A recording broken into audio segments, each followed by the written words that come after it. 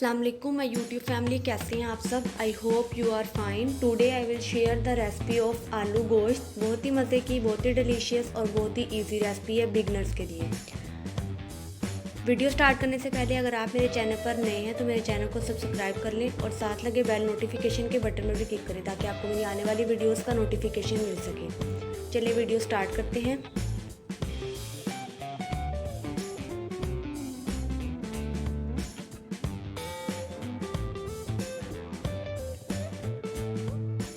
जो इंग्रेडिएंट्स चाहिए, ये आधा किलो हमने गोश्त लिया है, 2 हमने आलू काटे हैं। स्पाइसेस में 1 टेबलस्पून हमने रेड चिली पाउडर लिया है, 1 टेबलस्पून नमक, 1 टेबलस्पून जीरा पाउडर, 1 टेबलस्पून धनिया पाउडर, 1 टेबलस्पून अदरक लहसुन का पेस्ट, 1/4 टेबलस्पून हल्दी और थोड़े से चिली फ्लेक्स लिया। एक हमने प्याज है, ये हमने कट कर लिया है।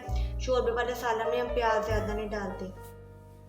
हाफ कप हमने ऑयल लिया है और एक हाफ कप ही हमने दही लिया है। 1 टेबलस्पून हमने ज़ीरा लिया है, 3 से 4 लौंग लिए, एक बड़ी इलायची लिया है, थोड़ा सा धनिया लिया है गार्निश करने के लिए और 2 हमने हरी मिर्च को काट लिया। ये 1 टेबलस्पून हमने अदरक लहसुन ऐड कर देना इसके अंदर। इसके अलावा ये सारे जो स्पाइसेस थे ये हमने ऐड कर देंगे।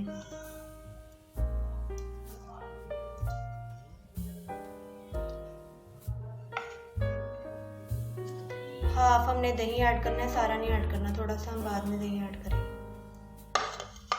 ये इतना सा दही मैंने बचा लिया। इसके अलावा थोड़ा सा हम ये ऑयल ऐड करेंगे, तकरीबन 1 टेबलस्पून। अब हम इसको अच्छे तरीके से मिक्स कर लेंगे। ये सब चीज़ें डाल के मिक्स कर लिया। अब इसको 15 मिनट के लिए रख देंगे। ऑयल डाल दिया, इस ऑयल को गर्म होने देंगे।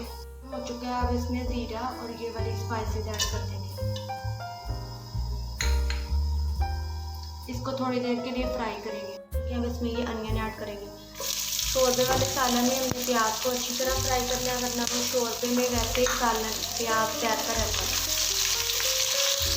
सालन बनाते हुए बिगनर्स की ये प्रॉब्लम होती है कि सालन में प्याज तैरता रहता है, तो उसकी ये ट्रिक होती है कि हम प्याज को अच्छे तरीके से फ्राई करेंगे तो वो सारा मसाले में मिक्स हो जाएगा, उसका पेस्ट बन जाएगा।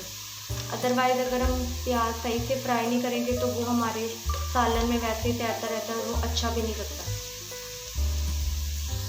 अब इसमें थोड़ा सा पानी ऐड कर देंगे ताकि ये प्याज और मज़ीद जले ना। इसके साथ ही हम ऐड कर देंगे ये चिकन।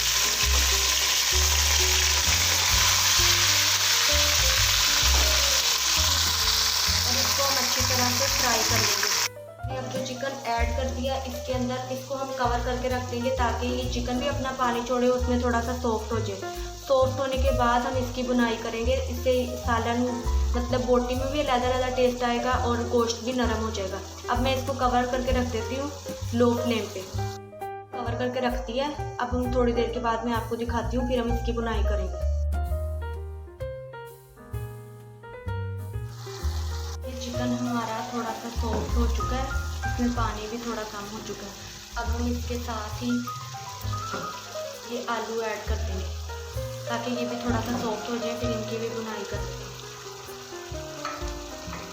इसको हम मिक्स कर देते हैं। मिक्स करने के बाद हम इसको फिर कवर करके रख देते हैं थोड़ी देर के लिए ताकि ये थोड़ा सा और जो पानी है ये भी ड्राई हो जाए। इसके बाद हम इसकी बुनाई करते हैं। चलिए अब इसको कवर करके रख देते हैं। आप इस रेसिपी से ट्राई करेगा, आपको इंशाल्लाह ये रेसिपी बहुत पसंद आएगी और आपकी जो प्याज सालन में तैरता है वो प्रॉब्लम भी सॉल्व हो जाएगी। अब हमने कवर हटा दिया। अब हम इसकी अच्छी तरीके से बुनाई कर लेते हैं।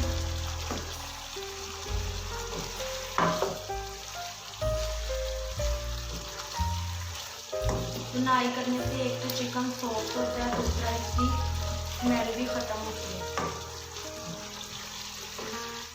साइडों पे चम्मच लगाना है जिससे ये बोटी भी हमारी टूटेगी। अब आंच थोड़ी फ्लेम थोड़ा सा लो हाई कर लें। पहले हमने तो किया और इसकी 2 से 3 मिनट तक बुनाई करेंगे।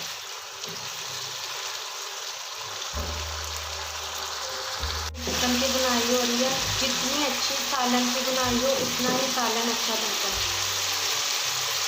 गोश्त पहले फ्राई कर लेते हैं, उसका ये होता है कि गोश्त फ्राई होने के बाद हार्ड हो जाता है, बाद में वो उसका वैसा टेस्ट नहीं आता और रोटी भी नरम नहीं होती।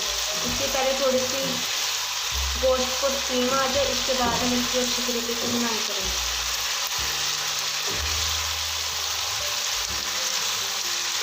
चिकन ऑलमोस्ट हमारा भून चुका है। ये देखिए हमारा जो मिक्सचर है, अंदर मसाला है, उसका पेस्ट बन गया। प्याज नहीं है, अगर प्याज होगा तो वो सालन में तैरता रहता है। ये बिल्कुल मसाला बन गया। अब हम इसकी थोड़ी देर और बुनाई करते हैं, इसके बाद हम इसमें थोड़ा सा पानी ऐड करते हैं। ये बोटी हमारी कितनी सॉफ्ट हो चुकी है, टूटना मतलब स्टार्ट हो गई है, गल चुकी है। आप भी इस रेसिपी से ट्राई कीजिएगा तो इंशाल्लाह आपको भी, घर वालों को भी बहुत पसंद आएगी ये रेसिपी।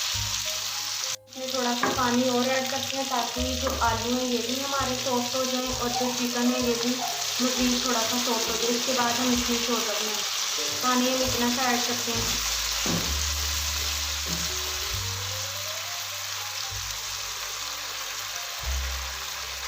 अब हम इसको लो फ्लेम पे कवर करके रख देते हैं जब तक हमारे आलू सॉफ्ट नहीं हो जाते।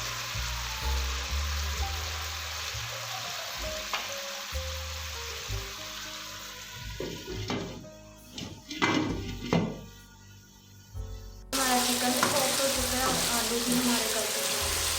अब हम इसके साथ थोड़ी सी सब्ज़ मिर्च ऐड करते हैं और थोड़ी देर के लिए भून लेंगे और इसके बाद हम पानी ऐड करते हैं।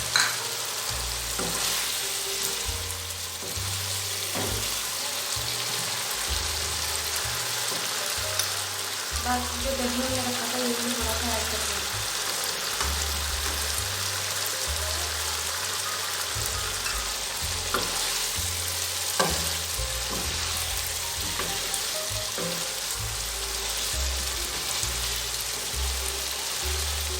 दही हमारा मिक्स हो गया। अब हम इसमें पानी ऐड करते हैं।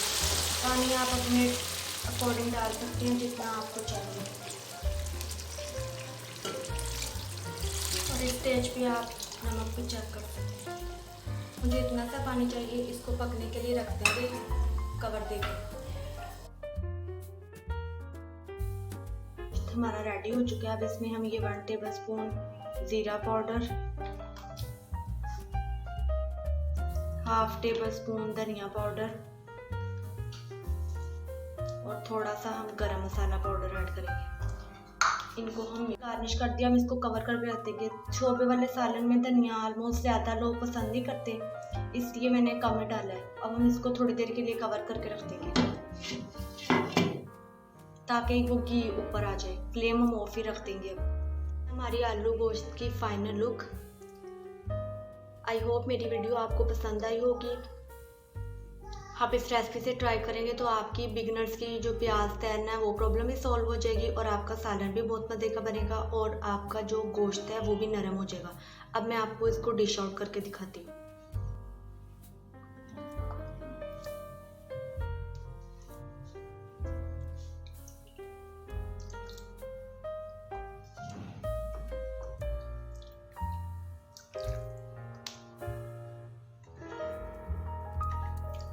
अगर आप मेरे चैनल पर नए हैं तो मेरे चैनल को सब्सक्राइब कर लें और साथ लगे बेल नोटिफिकेशन के बटन पर भी क्लिक करें ताकि आपको मेरी आने वाली वीडियोस का नोटिफिकेशन मिल सके और आपका फ़ायदा हो सके। ये हमारी आलू गोश्त की फाइनल लुक कितनी मज़े की लग रही है। आप इस रेसिपी को ट्राई कीजिएगा और अपने दोस्तों के साथ भी शेयर कीजिएगा। अल्लाह हाफिज़, स्टे हैप्पी। अल्लाह ताला आपको हमेशा खुश रखे। आमीन।